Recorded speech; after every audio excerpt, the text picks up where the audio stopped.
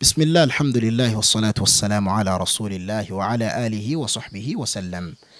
يقول المؤلف رحمه الله في كتابه الأذكار والآداب، يقول رحمه الله وحفظه: دعاء زيارة المريض. عن بريدة رضي الله عنه أنه قال: كان النبي صلى الله عليه وسلم يعلمهم إذا خرجوا إلى المقابر: السلام عليكم أهل الديار من المؤمنين والمسلمين، وإنا إن شاء الله للاحقون، أسأل الله لنا ولكم العافية. رواه مسلم. dukomeza dusobanura igitabo al-adhkar wal adab, aho ubungubu none hakakanya turi mu somo rya mirongo 38 39 twarirangije, 40 twarirangije, ubu tugeze mu somo rya 40 na rimwe mu gusobanura igitabo al-adhkar wal adab, aho tugiye kurebera hamwe isomo rijyanye n'icyo bita du'a ziyarati al-maqabir, n'ubusabe bujyanye no gusura marimbi. Yesu y'umuyisilamu asuye marimbi avuga yahe magambo? Umuyisilamu usuye marimbi avuga yahe magambo? An Burayda radiyallahu anhu annahu qala, hadithi va kuri Burayda, Allah mwishimire, yaravuze ati: kana an-nabiy sallallahu alayhi wa sallam yuallimuhum idha kharaju ila al-maqabir. Intumwa y'Imana Muhammadin sallallahu alayhi wa sallam yajyaga bigisha yuko igihe basotse bagiye gusura marimbi bazajya basoma iyi dua. Iyi dua ariyo assalamu alaykum ahla ad-diyar. Assalamu alaykum bisobanuye ati amahoro y'Imana babeho ahla ad-diyar, yemwe banyiri ano mazu, yemwe abaryamye muri ubu buturo, minal mu'minin, muri mwe abemera, wal muslimin, n'abayisilamu muri rusange amahoro y'Imana bane namwe, wa inna insha Allahu lalahiqun, ati kandi natwe mukuri mu minsi iza tuzaba turi kumwe namwe ahangaha. As'alullaha lana wa lakum al-afiyata, ndasaba Allah subhanahu wa ta'ala ko twe abasigaye tukiri bazima namwe abaryamye muri aya marimbi ko Imana yaduha ubuzima bwiza, yaduha ubuzima bwiza. Ubuzima bwiza ku bazima n'ubuzima bujyanye n'ubuzima nyine, n'ubuzima bwiza kubitabye Imana n'ubuzima bujyanye n'ubuzima barimo bwa barzakh, hayatul barzakh. Hadithi yakiriwe na Muslim. Reka tugire icyo tuyisobanuraho gato. Mbere na mbere, ubu n'ubusabe umuntu asoma iyo asuye amarimbi mu dini y'Islam. Ntabwo umuntu yinjira mu marimbi uko ashaka, winjira muri gutora salamu. Assalamu alaykum ahla ad-diyar. Assalamu alaykum ahla ad-diyar min al-mu'minina wal muslimin, wa inna insha Allahu lalahiqun, as'alu Allah lana wa lakum al-afiyata. Ubu n'ubusabe usoma winjira hehe mu marimbi. Hagahita mas'ala ivuga iti: se abagore nabo bemereye kujya ku marimbi? Aha turi kureba mu Islam, mubamenye hari abavuga yuko abagore badasura marimbi mu dini batemereye kujya ku marimbi. Na muri zimwe muri hadithi bifashisha ni hadithi ivuga iti: la'ana Allahu zuwarati al-qubur, cyangwa se zairati al-qubur, ko Imana yavumye abagore basura marimbi cyane, bahora mu marimbi mbese. Iyi mas'ala ni zimwe muri masail ziri mukhtalafun fiha, abamenyi bagiye batandukanaho ntibazivugaho rumwe. Abamenyi babona yuko bitemewe barahari, cyane cyane kuri madhhabi ya Imam Ahmad ibn Hanbal rahimahullah babona yuko bitemewe, n'abamenyi babona yuko byemewe nabo barahari.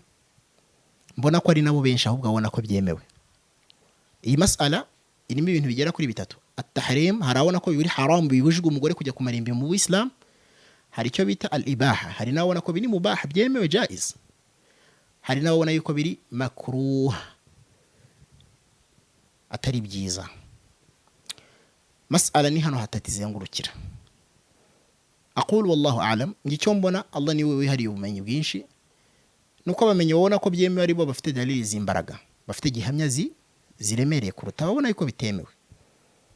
Hari hadithi ya Aisha radiyallahu anha. Ubwo Aisha radiyallahu anha yabwiye intumwa y'Imana ati: ya Rasulullah, nyigisha amagambo nzajya mvuga igihe nsuye amarimbi. Bas, iyi ni hadithi ubwayo twayikwepa gute? Ni hadithi sahih y'ukuri, dafite ikibazo cyari cyo cyose. Ese ni gute Aisha yabarasabye mutuma ati nyigisha ikintu nzajya mvuga agiye mu marimbi kandi bitemewe?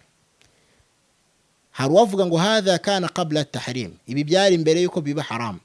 La, nta dalili hari bigaragaza, nta dalili hari ibigaragaza.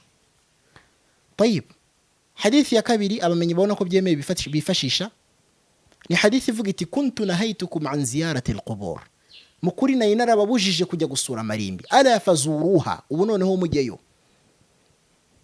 Bakabona yuko iri jambo fazuruha ryaje riri shamil amma, buri wese umugabo n'umugore busura amarimbi.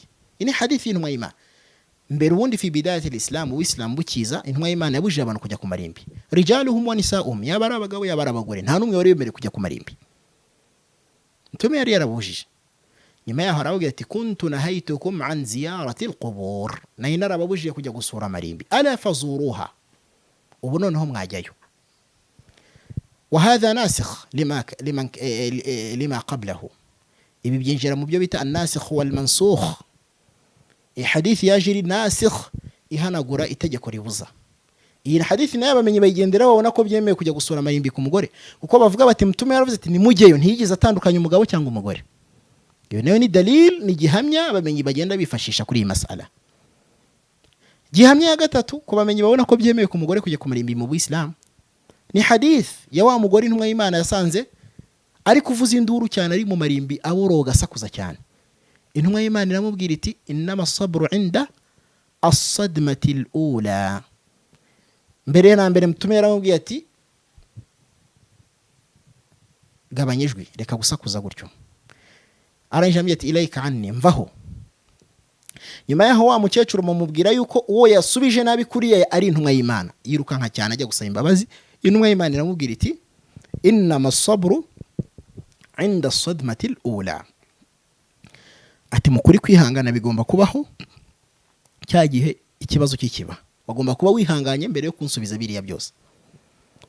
Abamenyi rero babona ko iyi yari dalili, baravugira bati iyo biza kuba bitemewe umugore kuba yajya gusura amarimbi mu Islam, ntabwo uyu mugore mtume yari gusiga mubwiye ibyo gusa ngo agenda, ahubwo yari no kumubuza kuzagaruka, ariko yamubwiye gutyo gusa kwihangana. Muri make ntabwo yamubujije gusura, ahubwo yamubujije gusura akagira nk'ibikorwa akora nk'abiri yakoraga byo gusakuza cyane mu marimbi. Iyi nayo ni dalil abamenyi bagenderaho babona yuko byemewe. N'izindi gihamya nyinshi bagiye bafite. Wakadhalik n'abamenyi babona ko bitemeye nabo barahari. Muri hadithi bagenderaho ni yindi ivuga ati Imana yavumye abagore basura amarimbi. Iyo nayo ni gihamya yabo bagenderaho, na zimwe mu zindi bagiye bafite. Al-muhim icyo mvuga nuko al-mas'ala abamenyi bayitandukanye ntibayihurizaho. Igihari gihamya z'abavuga ko byemewe, nge nizo mbona ko zifite imbaraga, wallahu a'lam. Ariko hakagira icyitonderwa ntanga ku mugore ugiye gusura amarimbi mu dini w'Islam, hari ibyo agomba kwitondera. Muri byo harimo nko kugenda yikwije nko ku idini w'Islam bivuga. Cyo ni cyambere. Cya kabiri, muri byo harimo kurangwa na adab z'umugore mu Islam, nko kutazamura ijwi mu bagabo, gutuza akavugira hasi n'abagore bagenzi be. Muri byo harimo kwirinda ikhtilat, kwivangavanga hagati y'abagabo n'abagore. Ayo ni amategeko y'idini y'Islam ku mugore igihe agiye ashoboye kuba yajya ku marimbi, kwirinda kuzana ikhtilat. Muri yo harimo kwirinda kuba fitna ku bagabo bari aho ngaho, gushaka kugenda kugira gute kubagwisha no kugenda ufite undi mugambo gutwaye. Ibyo nibyo bagomba kugenda bitondera. Ibi rero ni bimwe mu byo umugore yakwitondera. No muri byo harimo kwirinda icyo bita gusakuza, kubera ko ari kuririra umuntu bagiye kumumanura mu mva ngo asakuze mu bantu cyane. Ibi ngibi bagomba kubyitondera, dore ko hadithi ivuga iti umuntu witabye Imana akomeza guhanwa buri uko abantu basakuza bari kumuririra cyane. Kurira biremewe, ariko noneho hari icyo bita kuzamura ijwi cyane urira, kuzamura ijwi cyane urira cyane usakuza cyane. Hari n'ibihano byabyo mu dini y'Islam. Mas'ala rero tubonye yuko igihe umuntu asuye amarimbi nihe dusoma assalamu alaykum ahla ad-diyar min al-mu'minin wal-muslimin wa inna insha Allah bikum lahiqun as'alu Allah lana wa lakum al-afiyah. Uko niko umuntu asuhuza abaryamye mu marimbi. Wa sallallahu wa sallama ala nabina Muhammad wa alihi wa sahbihi wa sallam. Wassalamu alaykum wa rahmatullahi wa barakatuh.